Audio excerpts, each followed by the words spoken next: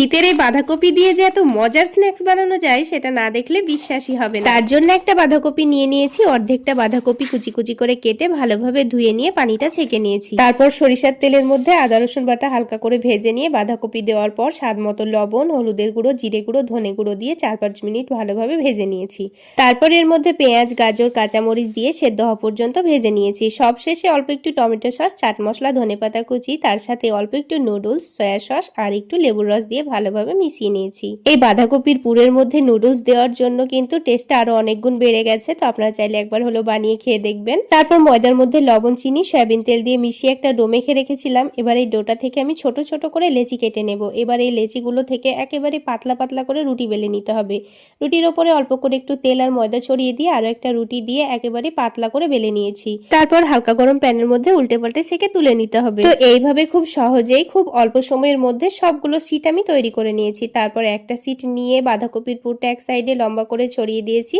তারপর চারিদিকে একটু ঘন ময়দার ব্যাটার লাগিয়ে ভালোভাবে রোল করে নিয়েছি। সবগুলো রোল তৈরি করা হয়ে গেলে হালকা গরম তেলের মধ্যে একটু উল্টে পাল্টে ক্রিস্পি করে ভেজে তুলে নিয়েছি।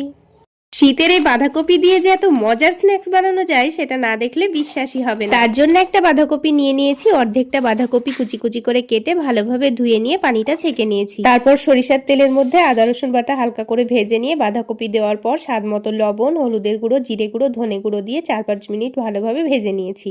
তারপর এর মধ্যে পেঁয়াজ, গাজর, কাঁচামরিচ দিয়ে সেদ্ধ হওয়া পর্যন্ত ভেজে নিয়েছি। সবশেষে অল্প একটু টমেটো সস, চাট মশলা, ধনেপাতা কুচি, তার সাথে অল্প একটু নুডলস, সয়া সস আর একটু লেবুর রস দিয়ে ভালোভাবে মিশিয়ে নিয়েছি। এই বাঁধাকপির পুরের মধ্যে নুডলস দেওয়ার জন্য কিন্তু টেস্টটা আরো অনেক গুণ বেড়ে গেছে, তো আপনারা চাইলে একবার হলো বানিয়ে খেয়ে দেখবেন। তারপর ময়দার মধ্যে লবণ, চিনি, সয়াবিন তেল দিয়ে মিশিয়ে একটা ডো মেখে রেখেছিলাম। এবার এই ডোটা থেকে আমি ছোট ছোট করে লেচি কেটে নেব। এবার এই লেচিগুলো থেকে একেবারে পাতলা পাতলা করে রুটি বেলে নিতে হবে।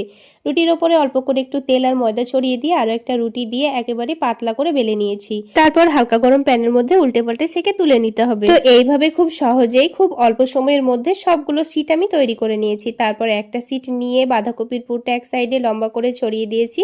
তারপর চারিদিকে একটু ঘন ময়দার ব্যাটার লাগিয়ে ভালোভাবে রোল করে নিয়েছি। সবগুলো রোল তৈরি করা হয়ে গেলে হালকা গরম তেলের মধ্যে একটু উল্টে পাল্টে ক্রিস্পি করে ভেজে তুলে নিয়েছি।